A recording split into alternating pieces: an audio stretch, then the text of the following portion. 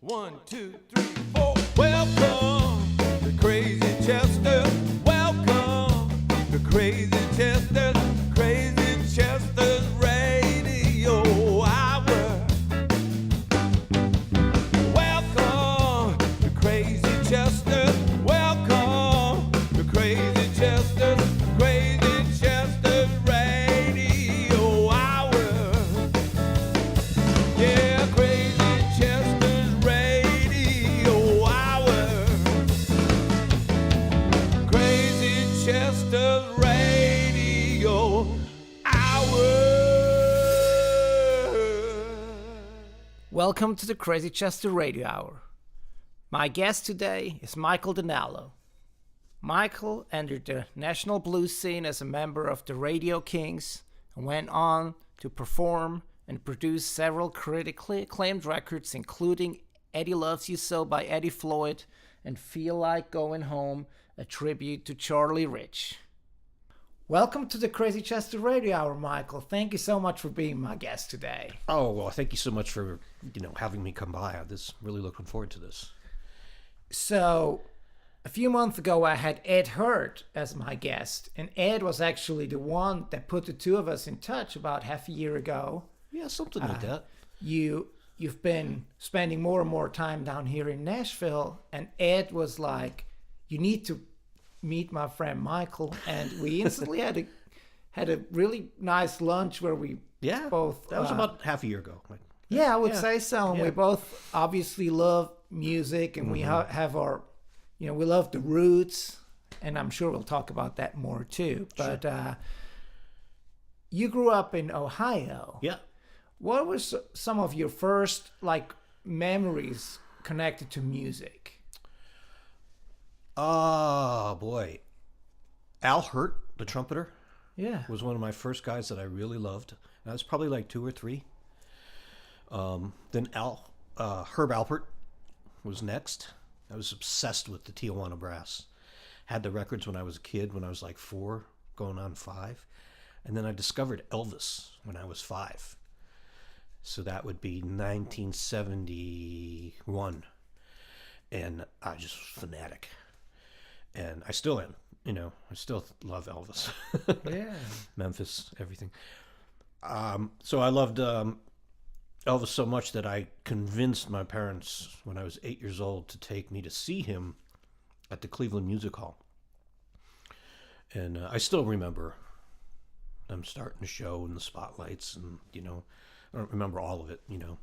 8-year-old brain isn't going to remember all this stuff, but it left a pretty powerful impact on me even then. I would pretend to be Presley in front of the mirror, and I tried to figure out how to make my own silly jumpsuits. Yeah.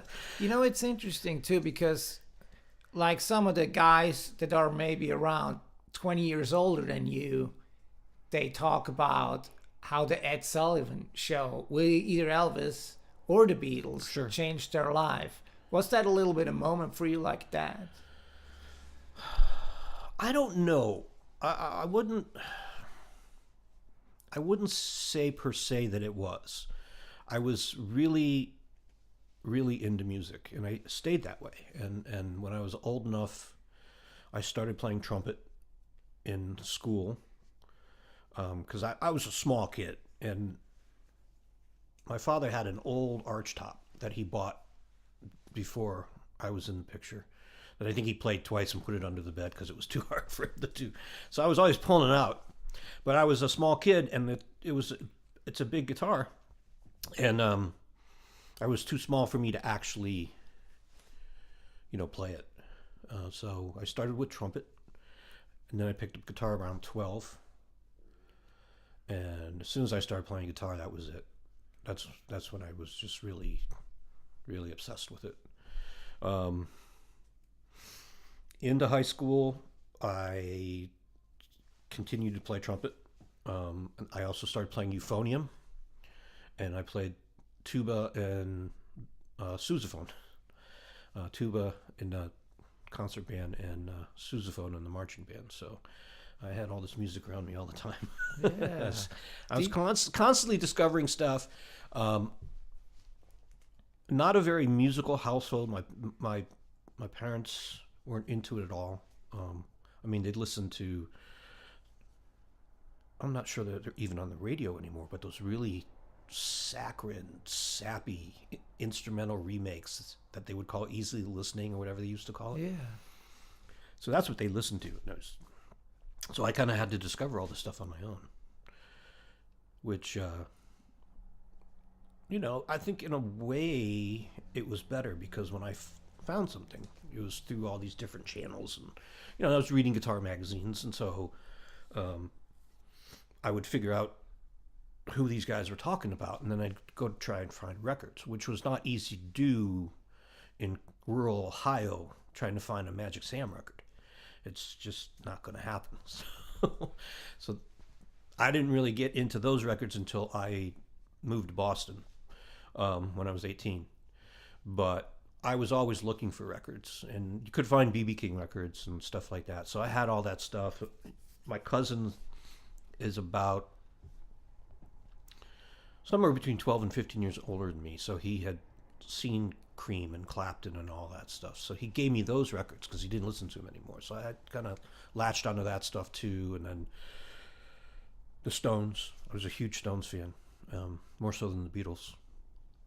Come around to the Beatles later in life, but back then it was the Stones. And then, so music was always very integral to what I was doing. All right. Who I was. Well, it still is.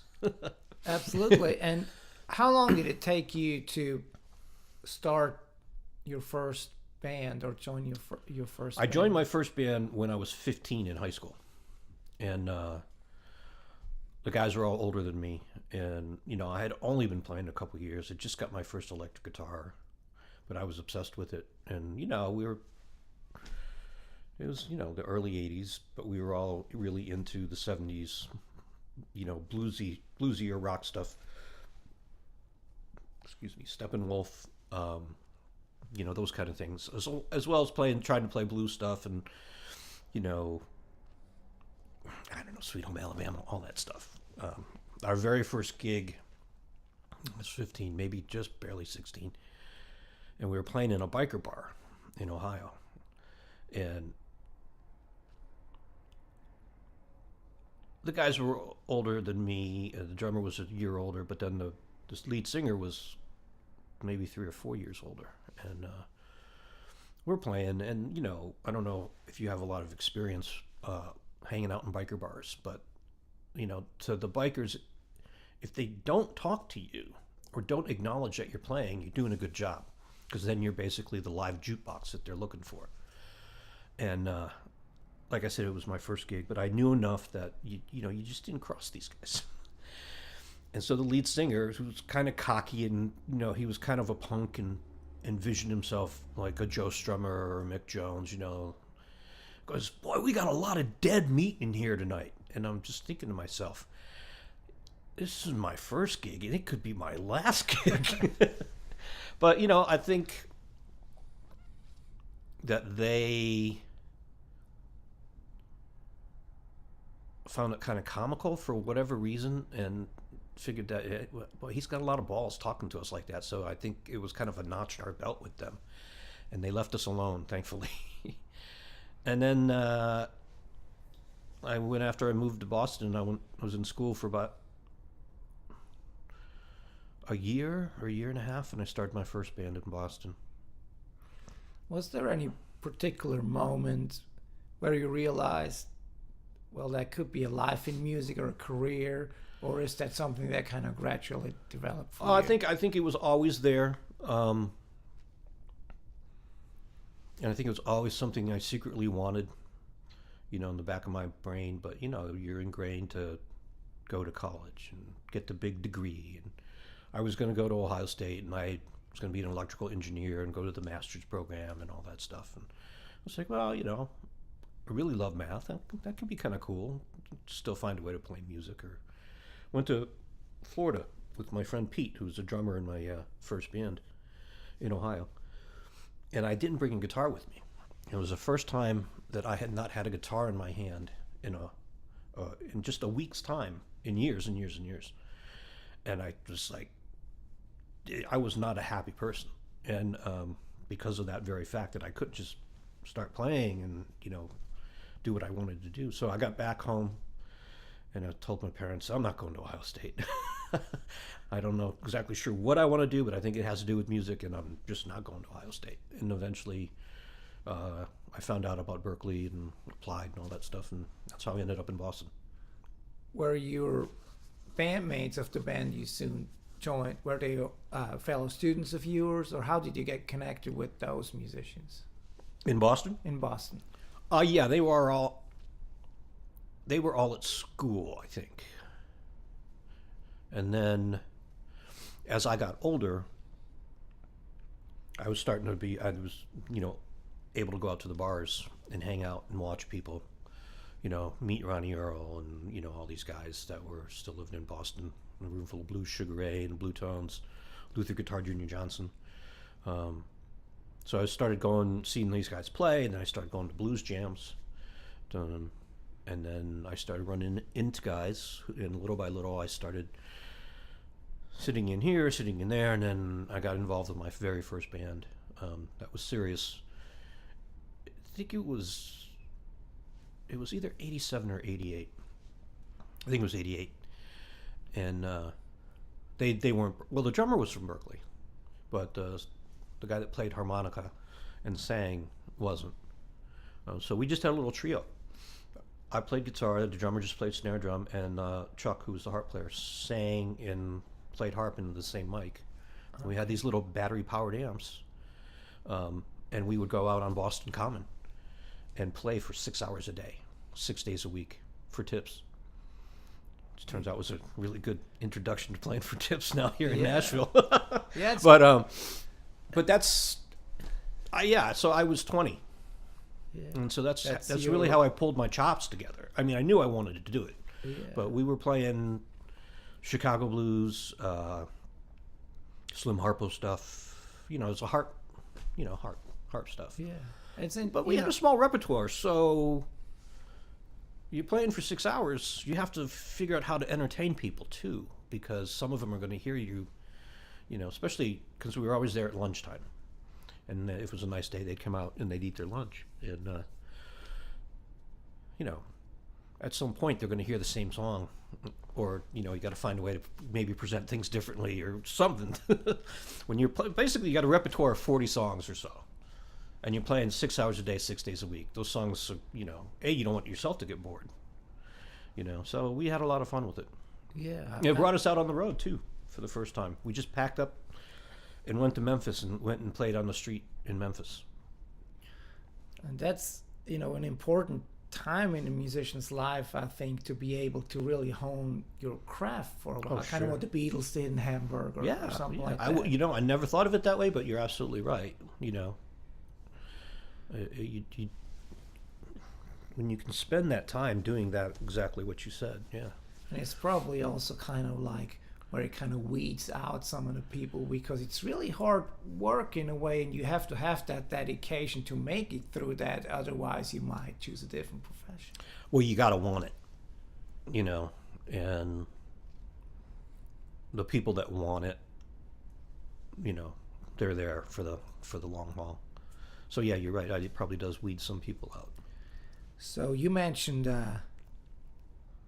Guitar Jr. Johnson earlier, who was in Muddy Waters band in the 70s, and another Muddy Waters alumni you just told me before we started recording, Jerry Portnoy, his harp player. Mm-hmm. You got connected with him too. Yeah, through the Boston scene. I ended up being Jerry's roommate for a couple of years, which was great, because at the same time I was being Jerry's roommate, I was out playing on the street and doing all this stuff. So it all kind of, came together and coalesced into more and more of what eventually has me doing what I'm doing now. And you ended up playing on one of his albums too. Well, yeah. So funny story is, before I was roommates with him and before I even really knew him, myself and Brian, who ended up being the singer for the Radio Kings, we auditioned for his band on the same day, and neither one of us got the gig. And then, I was still roommates with Jerry, and I put the Radio Kings together with Brian after a couple years' time. There's actually a couple years difference in that time period. And that's how we actually ended up playing on Jerry's record. It's the Home Run Hitter record, and I think that's the title of it, right? Mm. We were out on the road with him in '92, and he had written some songs. And at the end of the tour, he had a buddy in Washington, D.C. who had a studio, and the van broke down. So we ended up having to go to D.C. to have the van fixed. So while we were there, we went in the studio, and I think there's 3 songs I'm on, if I'm not mistaken. And we had been playing them live for almost a year. So we got in and out pretty quick. And then back to Boston, and then he got the call from Clapton. And I was kind of on my way out the door anyhow with him and his band. I wanted to start pursuing other things. But then he got the call for Clapton, and Brian and I then reformed the Radio Kings, and then we went on to the rest of the 90s to do what we did with 2 records in Memphis and a record for Rounder. Yeah, so you mentioned the harp trio you had before.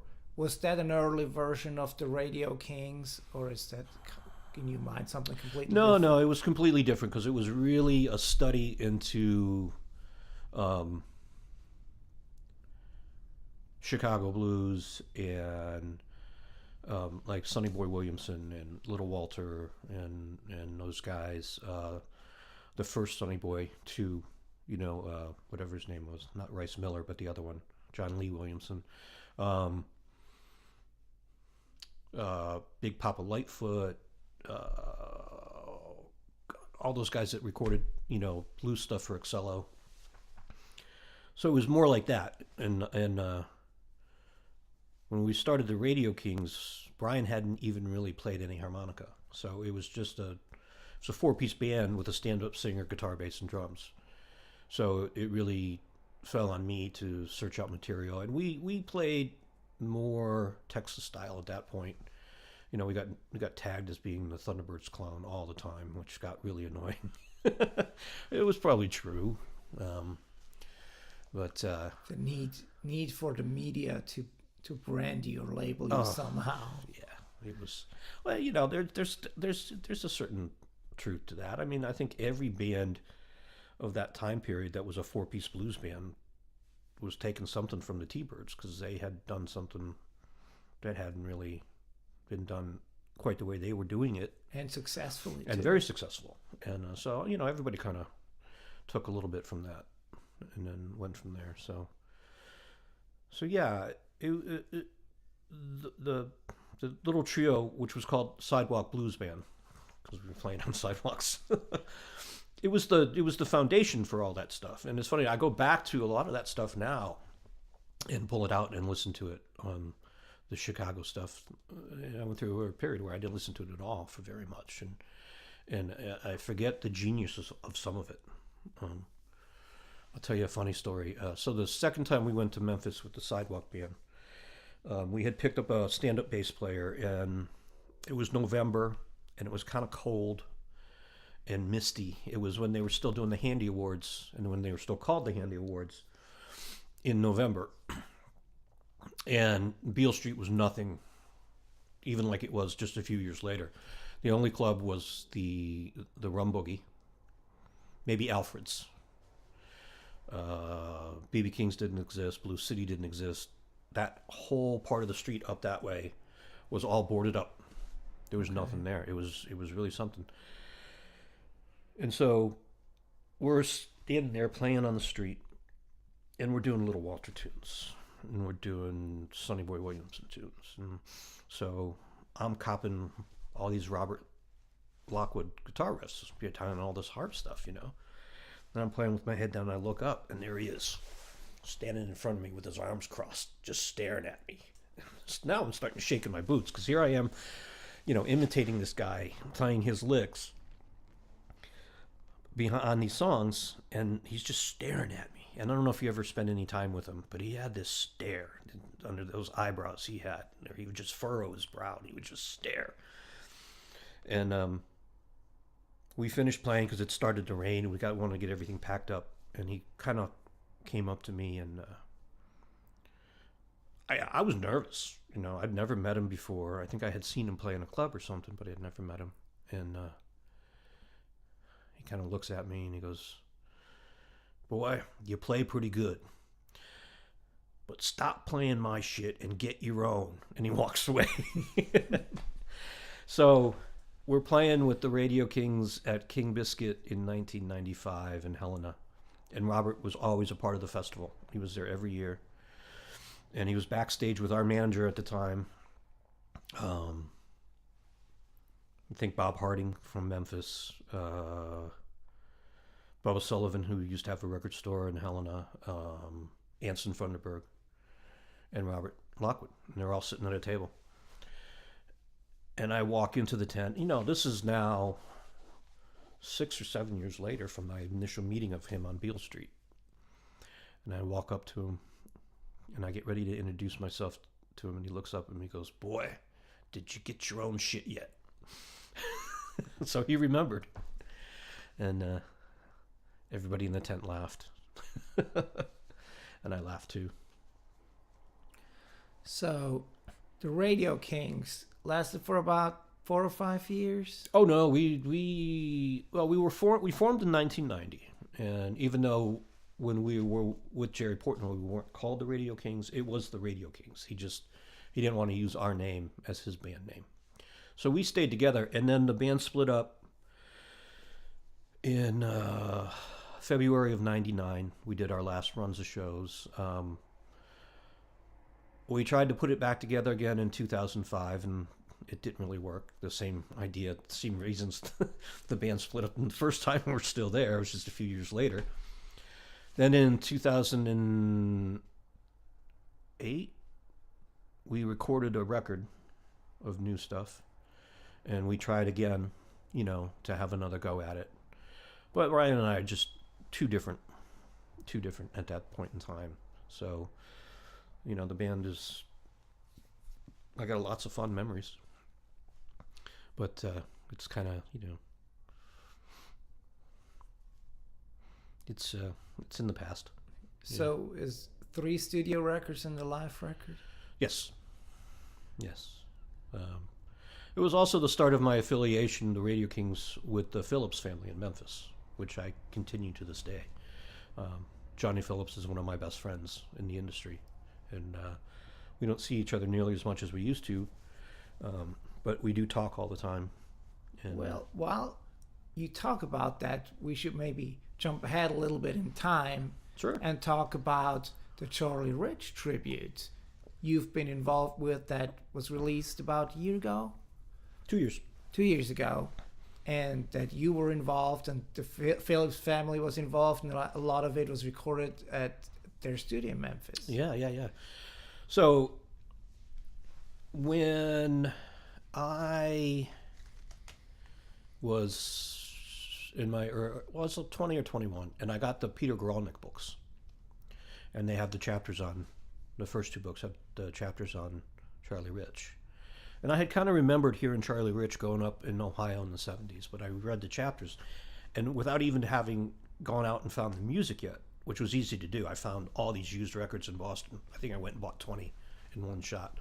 I was like, wow, this guy just sounds like he's the greatest. I got the records and I started listening to them obsessively, and he became my favorite artist of all time, and he still is. And so we made the Charlie Feel Like Gone Home record in 2016. So it's been out about a year and a half. It came out in October of 2016. But for a good year, for a good 10 years before that, I had been wanting to make a record on Charlie Rich. I hate the term tribute records, but you know, it is what it is. But my idea behind the record was not to just find 10 or 12 or 15 artists and say, send me a Charlie Rich song that you like. Because I've got so many records like that in my record collection. I'm sure you do too, but they don't sound like a record. Yeah. Because they're cut in different studios. They're cut with different bands. One studio might be $1,000 a day. Somebody might have spent $50 a day in their bedroom, and so it might be a great collection of artists and their songs, interpretations, but it doesn't sound like a record. So my one criteria when I first started thinking about it was, however many artists I get, they all have to play in front of the same band. So it sounds like a record. And so I actually tried to start it in Boston in like 2008, and the studio flooded. So that was the end of that. And then I had some health issues which sidelined me for a while, and that was the end of that, trying to do it again. And Johnny Phillips and I, had been talking about it on and off for years. And he said that he and Knox had spent a lot of time talking about it as well.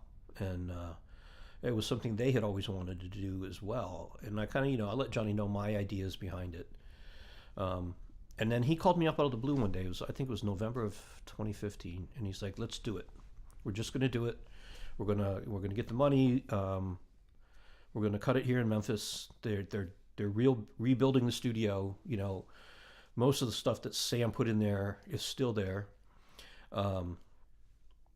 So let's just go do it. And as we started to talk about it more, I realized that we were going to use the whole band, but it was going to be impossible to get everybody in the studio in front of the band or along with the band, 12 or 13 artists. It's just, that's tough to do, especially when, like shooters in LA, people are all over the place.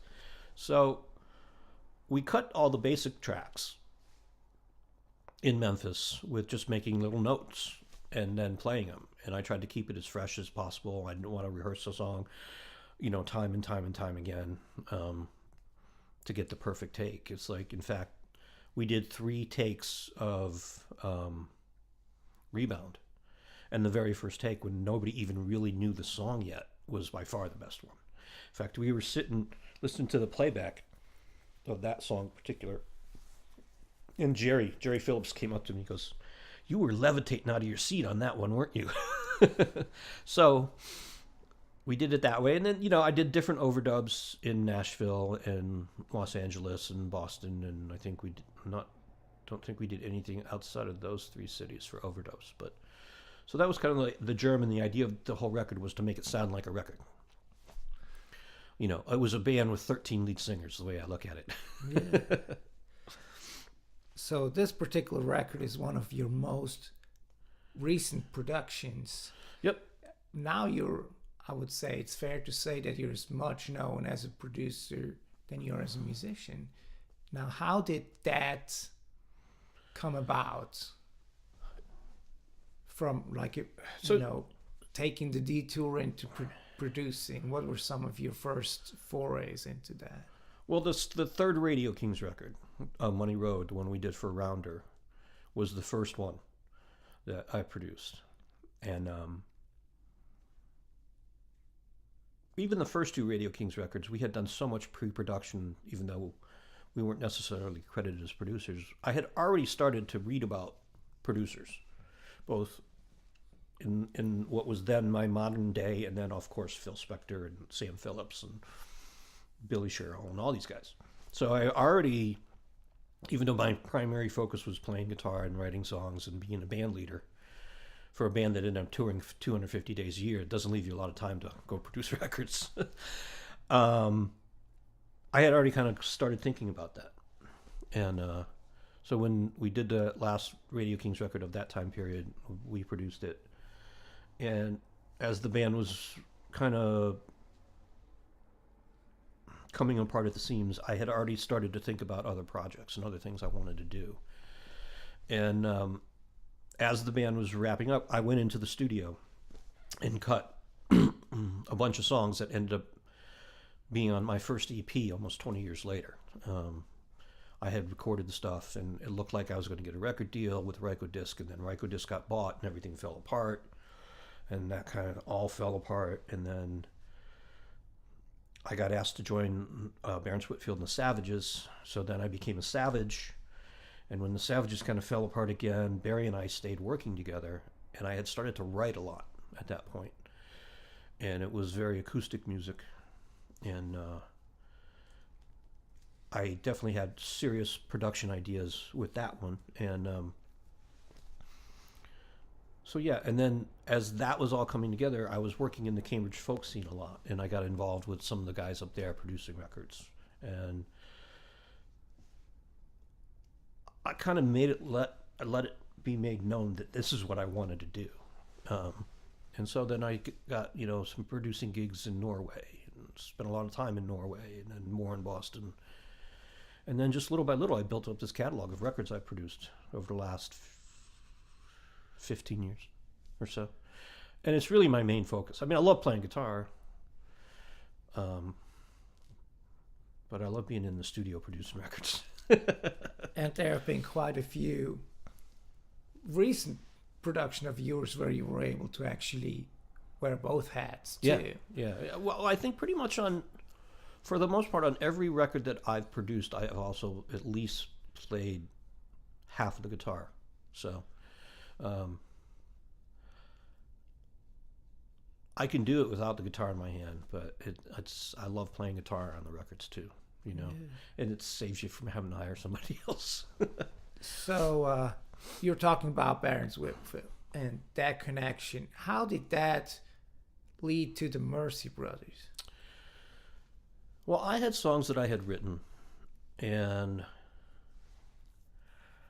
before the Savages fell apart, and right after I had recorded the stuff for Rykodisc, the demos, and as that fell apart, we went into the studio in Boston with Tom Hambridge producing a Barons Whitfield record and a Savages record.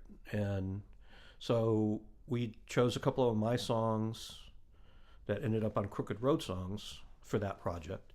Some great stuff that Tom brought up. And then, just all the crazy covers that Barons comes up with out of the blue. And we recorded a full record, and it never got finished. And like I said, the Savages were kind of falling apart at that time. And so Barons and I stayed working together, and he had already done the Tom Russell records. So he was kind of into that whole Americana before it was Americana anyhow. And I was going in that direction really seriously. And so we realized that together we made a really great team. And I started writing songs specifically for his voice and his capabilities, and looking through catalogs, for covers, cool covers that we could do that a lot of people had never touched.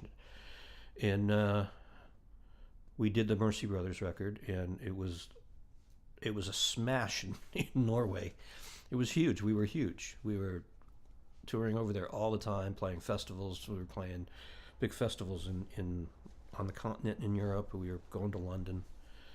And so yeah, that's how that all came together. And we were working with a great guitar player over there, Vidar Busk, who ended up going on to do some of his other stuff. He was already a big star over there. So it was kind of this weird melting pot of all this different stuff, which is kind of how I've kept it to this day. I'm always like trying to cross-pollinate everything I'm doing. I love playing with the guys that I'm playing with here, in Nashville. So I kind of get them to try to be involved in other things I'm doing that might not necessarily be just in Nashville. Or some of my friends up in Boston, I try to keep them involved with stuff I'm doing, So it's just all about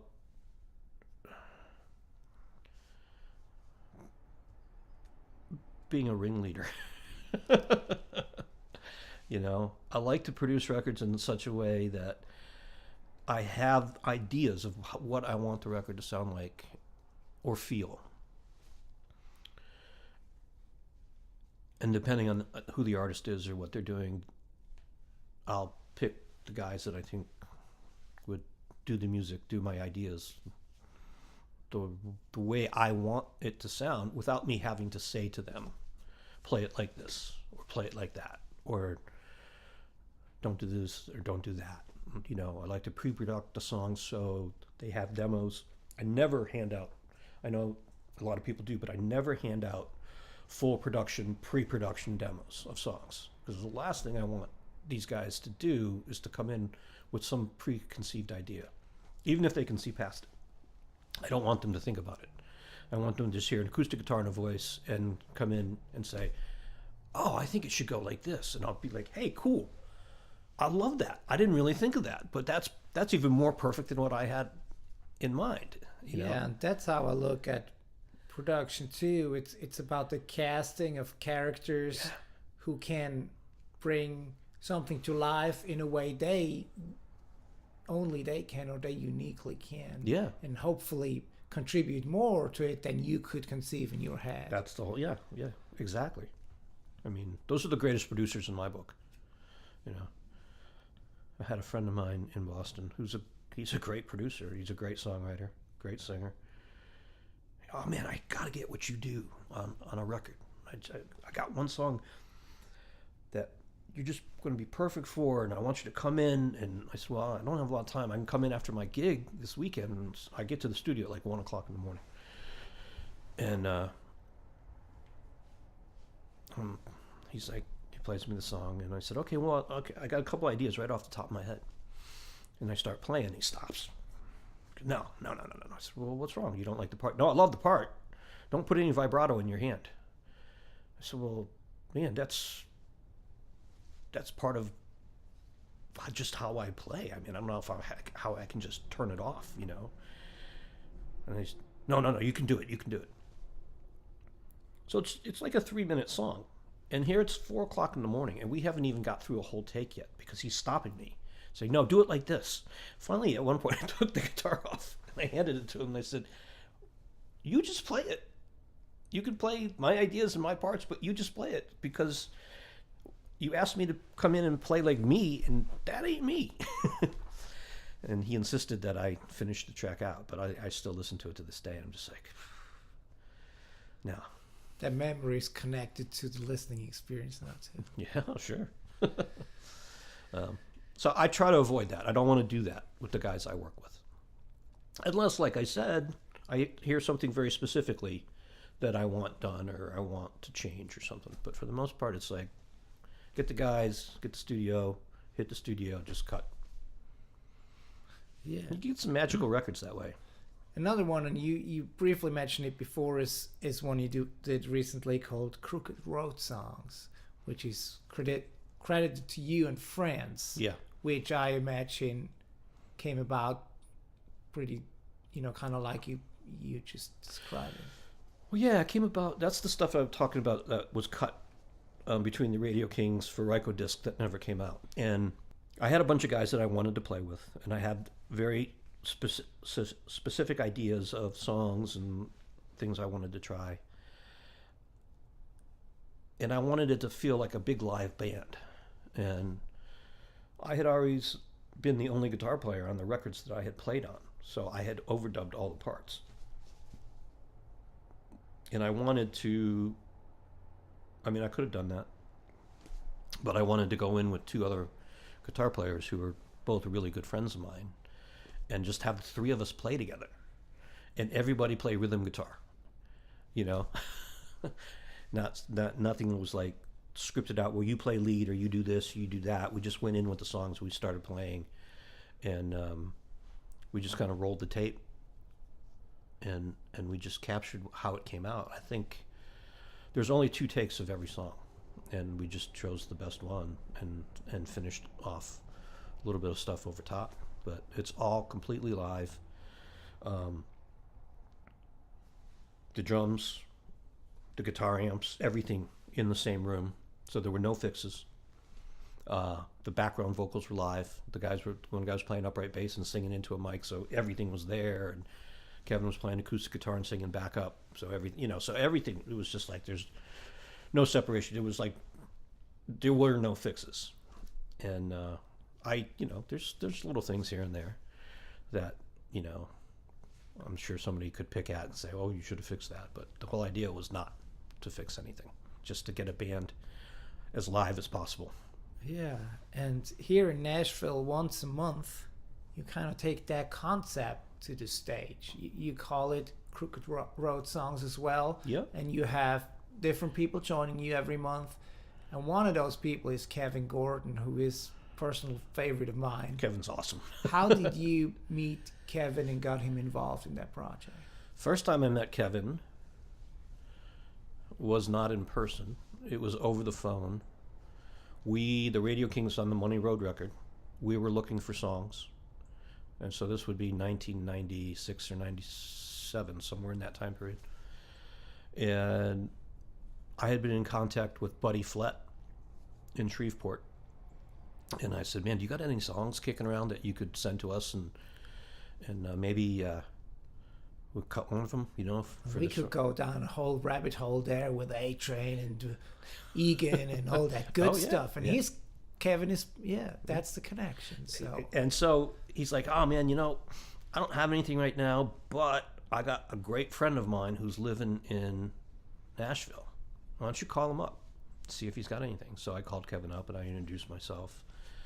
And he sent me, I think it was his first EP, and I loved it.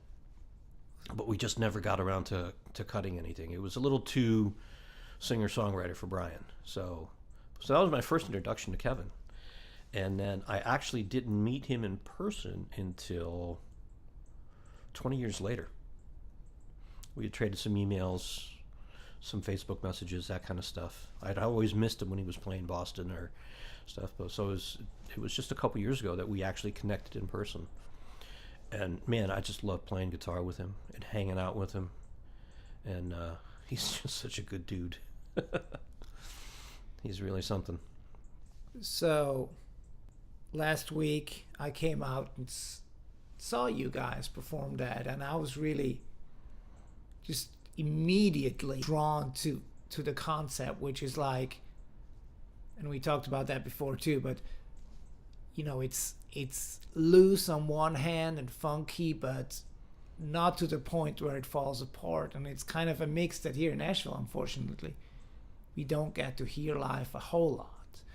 And I was just like, I just said to myself, it's like, finally something like that is happening here. And a few people do it, don't get me wrong, but it's rare.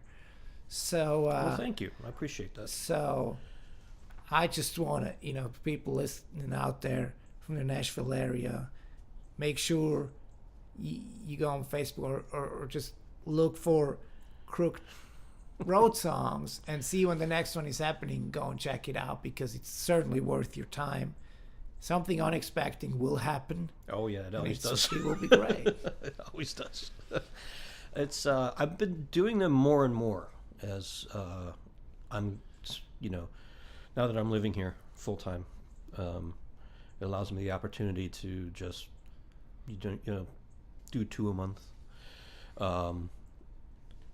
And finding a cast of characters to play with, and I try to rotate it so it's not the same people all the time, but there's always overlap. I'll get Kevin anytime.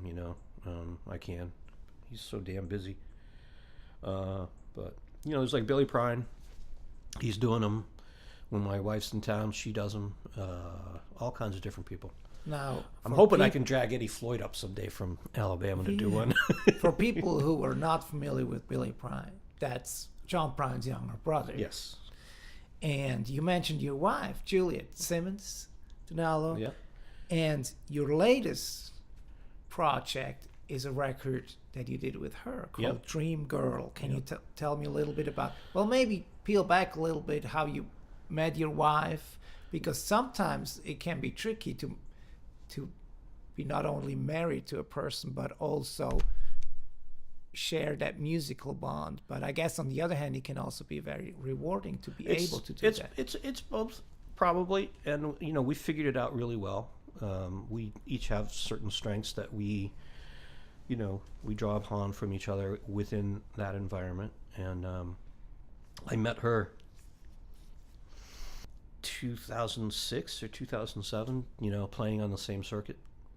And we got together shortly after that. And I came in as producer on her first record halfway through. And we came down here and did some shows on that record and did more stuff in the Northeast when we were spending all our time in Boston. And then, I don't know, the Dream Girl record started to... I think she actually started writing the Dream Girl record before the first record was even out. In fact, I know so because one of the songs on there, Fly, was written before Dream Girl was even out. And I think there was one or two other. Maybe The Abyss or maybe Until I Go. I can't remember for sure.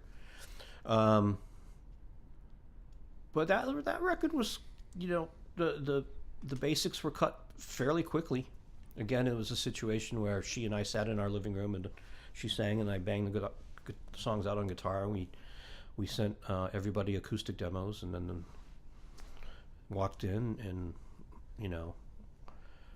we got sounds in about an hour. And by the time it was like 3.5 hours later, we had banged out 7 basics, having never really played any of the songs together and just kind of grabbed them. Came back a while later and did 3 more, and then that was the record, for the core band. And sent the tracks down here to Tim Carter to add some banjo and fiddle and mandolin, and we had our friend Tom West play piano in Boston. We used a string quartet from the Boston Ballet as a string quartet on 3 songs. But the real cool thing about the record is its 3-part harmony all the way through. It's Juliet in the middle singing the melody, and then our friend Amber on top, and Anita on the lower harmony. And basically the entire record is completely focused on the songs and the 3-part harmony and what that brings to the sound. I think there's 2 guitar solos on the whole record. And there's no real piano solos. There's no horn solos. It's just everything is there to support the songs and the singing, and that was a real conscious decision.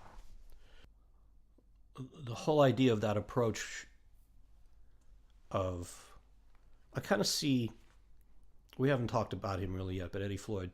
I kind of see the record I did on Eddie Floyd in 2008, which is 2 podcasts in itself, let me tell you. The record on Eddie Floyd, and then the Charlie Rich record, and now Juliet's record came out. They're kind of like a trifecta. They're like, it's a trio of records that, to me, probably is more apparent than to other people, but it's an artistic arc as a producer, which kind of started with Eddie's record and then moved into Charlie Rich record, and then finishes up with Juliet's record coming out a couple months ago. They're all really focused, even though the Charlie Rich record isn't so much in that vein, but the real focus is the whole idea of Memphis and Nashville and country soul and Muscle Shoals, that perfect triangle of music we all love so much. Yeah. But I kind of see those 3 records as a, obviously they're very distinct on their own, but as a body of work. And I don't know where I'm going next, but I'm starting to think about it and got some good ideas. Yeah. And so you mentioned the Eddie Floyd record, and I kind of not saved the best for last, not saying anything. But me being just a soul music fanatic, and I knew about that record long before I knew you were associated with it. So I'm certainly curious how you got hooked up with Eddie and how that project came about. I started the idea roughly around summer of 2006. I had played with him before in Memphis a year or 2 prior. One of the clubs down there was having its 35th anniversary, and in fact the club owner was our old manager with the Radio Kings, and Jay still knows Eddie very well, and so we played together. And I had done the Mercy Brothers record,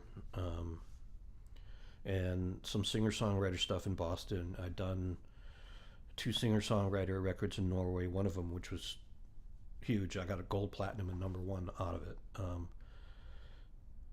But I was having a real hankering to get back to where it all really started for me, which is blues and R&B. And I was racking my brains like, man, who should I cut a record on? What should I do?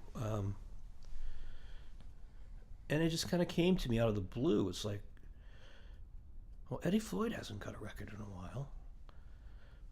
I know somebody that knows Eddie Floyd. He's not going to remember me from playing with me because he plays with so many people, but I'll be able to get a hold of him. And I did, and I called him up completely out of the blue, and of course he didn't remember me. And I introduced myself to him, and I said, I want to produce a record on you. And, it was full of bravado and all that stuff. And I said, well,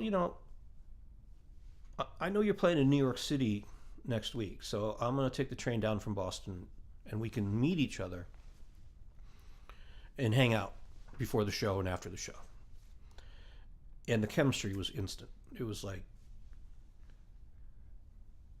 we just went into that place. We knew some of the same people, and we were referencing some of the same things. There were people who were there at the after show when we went out to dinner.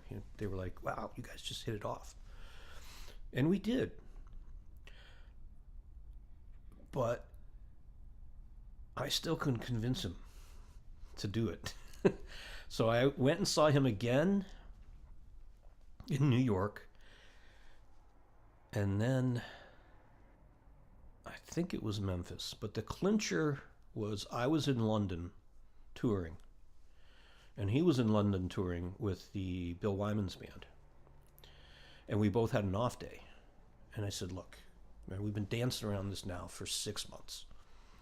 Can we have dinner tonight? And can we really discuss this? Because if I really want to start next month, meaning January of 2007, I really want to start next month.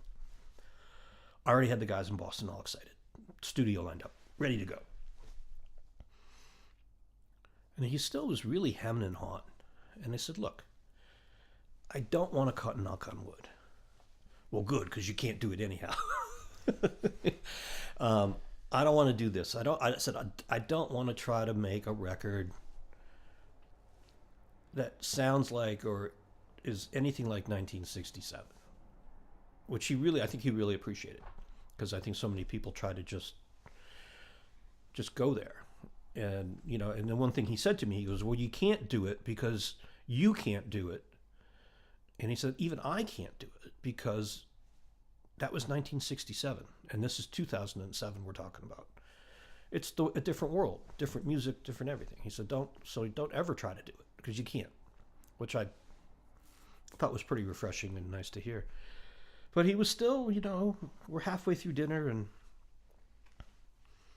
I said to him, look, okay, this is what I want to do. One of the first songs I want to cut is, I said, I don't know if you're going to remember this song, but I have it on some obscure record, and it was a demo that you cut with the Falcons in Detroit, where it's just piano and you guys sing it. And he looks at me and I said, it's this tune called Since You've Been Gone. And he dropped his fork and he said, how do you know about that? I said, well, I do. And, but I'm serious about wanting to do this. And it was that moment in that conversation, mentioning that song, that just put it all in motion. And I said to him, well, do you have any songs that you would want to cut? Any new stuff? And he sent me a cassette with some songs on it, and I picked 2 new songs. And then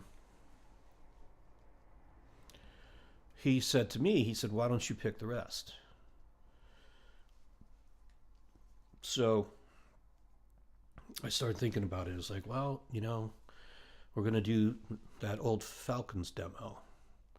What else can we do that's going to be unique to this project, that's just not rehashing Stax. So I started going through my records and looking at my records, and I realized, as I was especially looking through my Stax records, some of my favorite Stax tunes are songs that Eddie wrote but never recorded. My favorite Sam and Dave song is "You Don't Know What You Mean to Me," which Eddie wrote but never cut. "Till My Back Ain't Got No Bone." That's another one. And so then, with the power of the internet, even in its infancy back then, I did a Google search, and then I did a search in BMI, and his name starts popping up as writer on all these songs that some of them I had heard, obviously, but I didn't know that he was the writer. So then I was thinking, and I'm sitting there, and I'm going, wow. If you look at his body of work, it's the recorded history of soul music. So I started picking songs that maybe was something really obscure that he cut in Washington, D.C. in the early 60s, that Falcons tune, the Sam and Dave tune, the William Bell tune. What else is on that record? The song he wrote for Dorothy Moore, all these different songs. And I put them all together. I'm like, wow, here it is. This is what it is. It's Eddie Floyd sings Eddie Floyd, but it's not anything anybody's ever heard Eddie Floyd do. And he loved it. He absolutely loved it. And then he said, "There's the only thing that we have to cut, because I didn't feel like it ever got its due in the day, and I want it to be the last song on the record, is Consider Me." And I said, fine, because it's one of my favorite songs that he cut back then. And I think it's probably his best vocal on the record. He really, really just let it go, which is a good thing, because he only gave us 2 takes of everything. So it's not like we went through a bunch of vocals in Compton. It was like, that was it, Did you record him with the band, or was his contribution an overdub? It was an overdub, because he was traveling a lot. I was wrapped up in a bunch of different projects, so we cut the first half of the record, Basics, and I sent him to him, and he listened to him. He flew up. I picked him up at the airport one evening. We went out to dinner, dropped him at the hotel, picked him up the next day at noon, and we went into the studio. He cut his vocals, and we were on the way to dinner at like 4 o'clock. And he caught a flight that night and flew back. Same thing happened when we did the second half of the vocals. We cut the record in 2 stages. The first half of the record was cut. We didn't have a deal when we started the record. So I started chopping it to different places. A friend of mine in Memphis, Jay, got us in touch with Concord, and they had just reactivated Stax. So Ducky and I, who co-produced the record with me, played drums on it. It was his studio in Boston, too. We flew to Memphis for the 50th anniversary show at the Orpheum. And the day before, we had a meeting with all the guys at Concord. And we all met in the hotel lobby. And John Burke, who's, I think he's even higher up in the company now than he was at that point in time, he said, look, we don't let's just go to lunch and talk about other stuff, because we want to do the record. We don't have to have a discussion about doing the record. We want to do the record. When can you deliver it? And we'll go from there. Was that between the first and the second batch of vocal recordings? Yeah. First and second batch of actual, even basic tracks. And so, there was really no discussion. He had heard the material, the first 5. But they were just really in their infant stages. There was no horns on them yet. I don't think there were any horns on them yet. There could have been. I don't know. It's kind of a blur. But it was definitely guitar, bass, drums, keys, and steel guitar, lap steel guitar, which we put through a Leslie on some stuff, for texture. And It was so funny. We were mixing the record, and Eddie was just like, "Make sure you use a lot of that trombone guitar." That's what he called the lap steel, the trombone guitar. So, and that was part of my whole idea, and it's kind of in keeping with the Stax aesthetic of they did things their own way, you know. In fact, everybody did back then, but Stax, they did things the way they wanted to do them and whatnot. And to me, adding a lap steel guitar on a soul record, it just made perfect sense.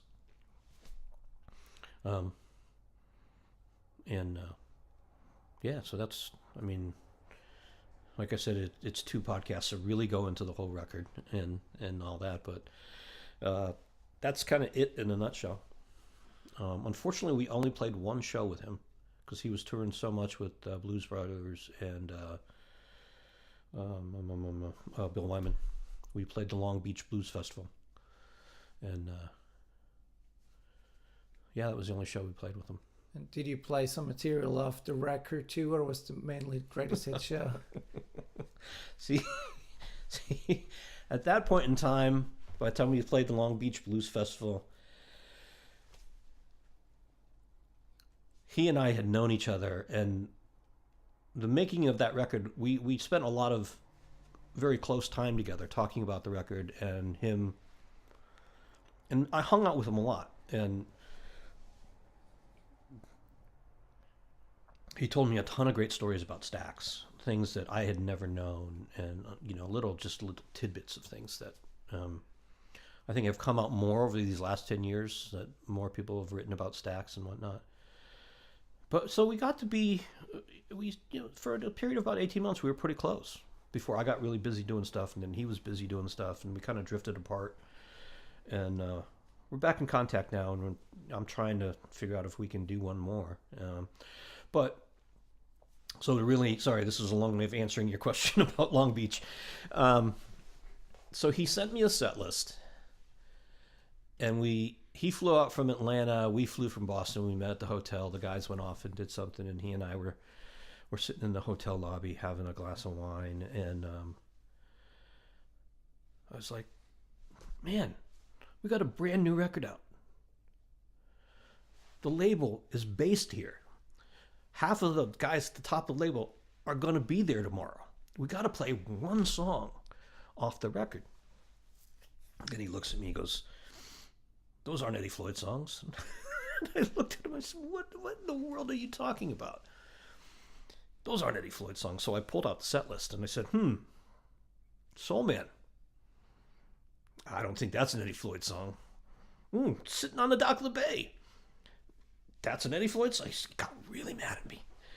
I started stuttering and sputtering, and he goes, well, nobody knows those songs yet as Eddie Floyd songs. I said, well, that was a perfect reason to play in front of 10,000 people and play 2 songs off the new record. Refused to do it. So we ended up playing Big Bird and Knock on Wood and Soul Man, Sitting on the Dock of the Bay.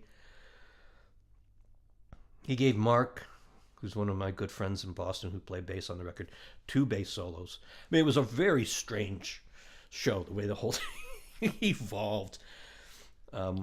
We kind of opened the show up with, because we had Steve playing lap steel with us, we opened the show up, Santo and Johnny to Sleepwalk. Yeah. So that's how the show started. Eddie Floyd's show started with Sleepwalk.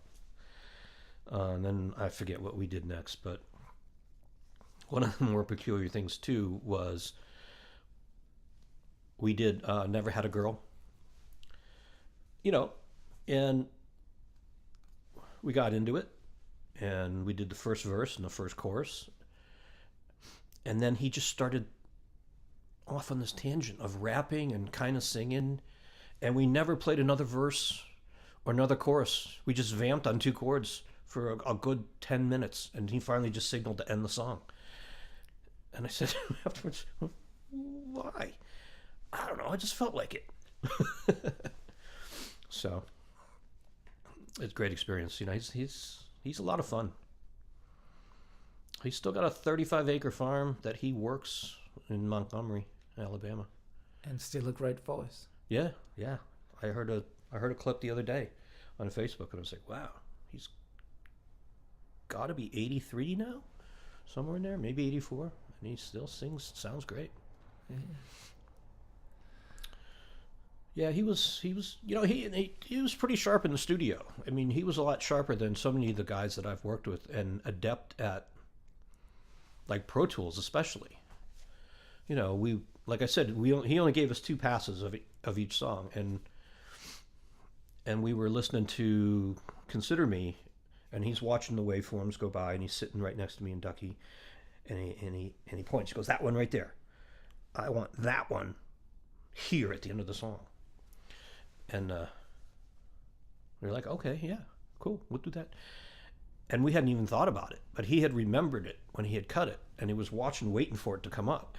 And we put it in where he wanted it, and it was absolute genius. He knew exactly what he wanted, where it was, and it was perfect. So really smart dude. A lot of fun to hang out with. We were out to dinner, and we went to this Italian restaurant, and they brought out this huge bowl of lettuce, salad that everybody for the table, and it's one of those places where the portions are just so enormous that you couldn't possibly eat it all in one sitting, let alone 2 or 3.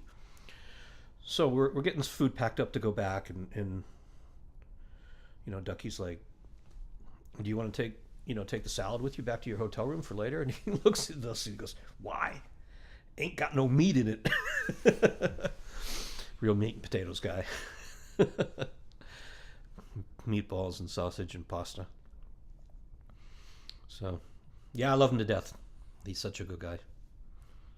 Well, thank you so much for sharing this particular story and the rest of what is your career. Oh, well, I can't thank you enough for having me on and letting me I know I just rambled for a while, but...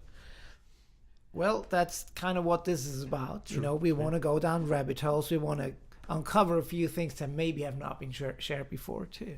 Sure. So, to end this, do you have anything coming up you're especially, proud about, or you want people to know about?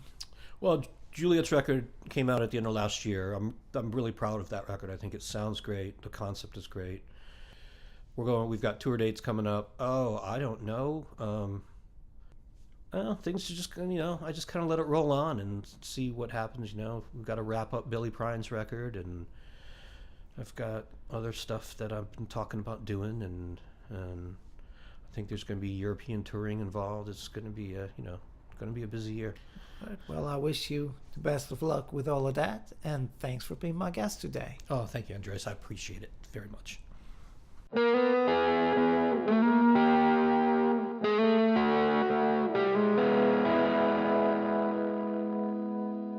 This was the 43rd episode of the Crazy Chester Radio Hour. It was recorded at Crazy Chester Studio in Nashville. If you enjoyed today's episode, please subscribe to the podcast at iTunes or check it out on YouTube, SoundCloud, TuneIn, or Stitcher. That's it for today. Until next week.